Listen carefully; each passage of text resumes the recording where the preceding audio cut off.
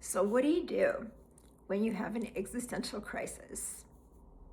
It can come up at any time. You've been through them. You're probably going to go through more of them. So let's look at what's involved in an existential crisis. Can you come to love your existential crisis instead of dreading it? Here are my thoughts about that. I'm Dr. Sharon Eve. This is Topics in Psychology. I've always found it interesting that the symbol that they have in Chinese for opportunity, for crisis, is the same symbol as for opportunity. I want to take a crisis as an opportunity. So the existentialists talk about 4 different aspects of existence, just givens of existence. And they can kind of open the door for us a little bit to understand our existential crisis and care for ourselves around it.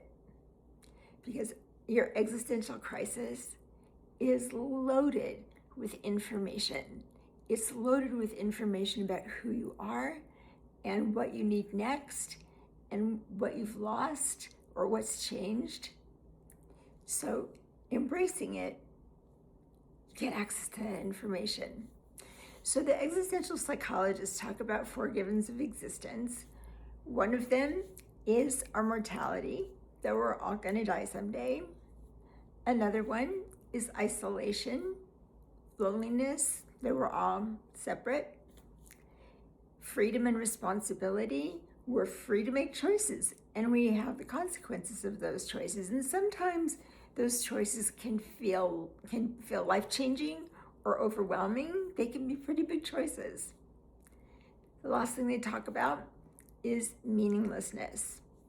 We're meaning-seeking creatures in a life that is inherently meaningless. Like, what is the meaning that we want to put to our lives? Okay, so these things come up.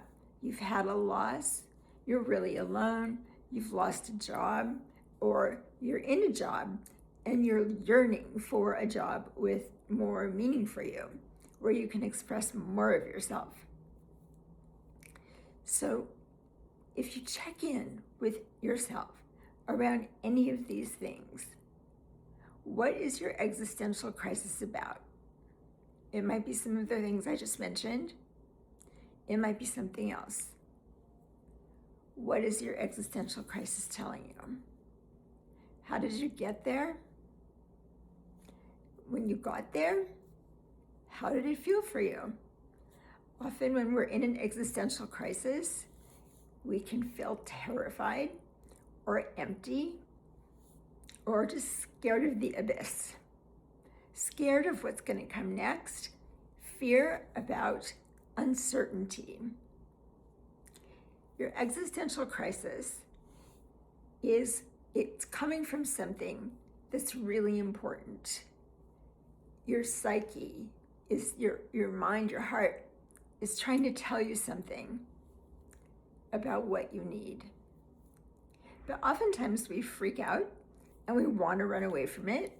You can drink, you can do video games, you can do a lot of things and just ignore an existential crisis, but you still will be walking around with that pit in your stomach, that sense of emptiness and sometimes urgency, sometimes sadness.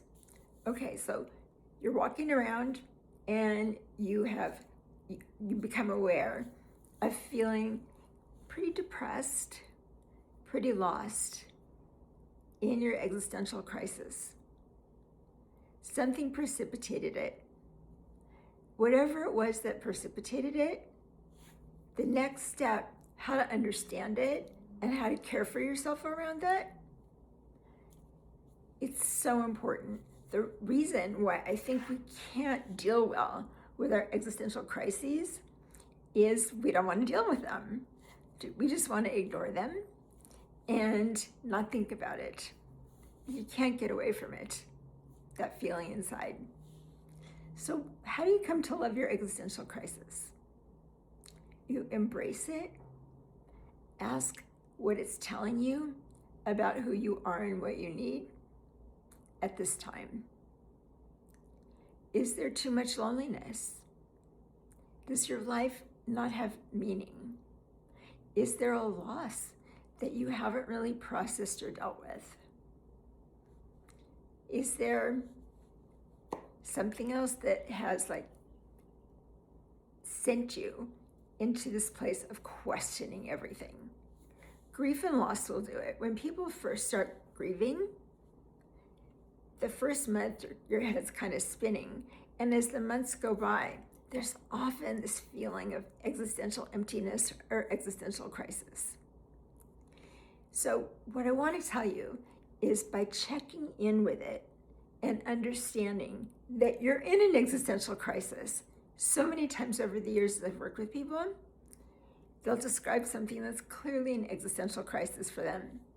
And when I suggest to them that's what they're doing, what they're dealing with, they become more relaxed. It's like, oh yeah, I understand now. This is why I'm feeling the way I'm feeling. So whatever that emptiness is, whatever that uncertainty is, can you relax into it and actually embrace it, as even though it's a difficult, uncomfortable time, there's something here for you. Something for you to learn, something for you to understand about what you need going forward. So, can you love your existential crisis if you believe that it's there with good information to help you learn, to help you grow? You're going to have a better experience than if you ignore it or feel like it's just about dread.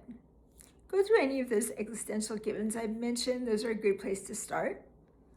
And if you have gone through an existential crisis, if you want to share about that in the comments and how it unfolded for you, what precipitated it, and how you cared for yourself around it, I'd love to hear it. And so would other people. Sharing from different people helps all of us. So with that, I'll look forward to seeing you at another one of our videos.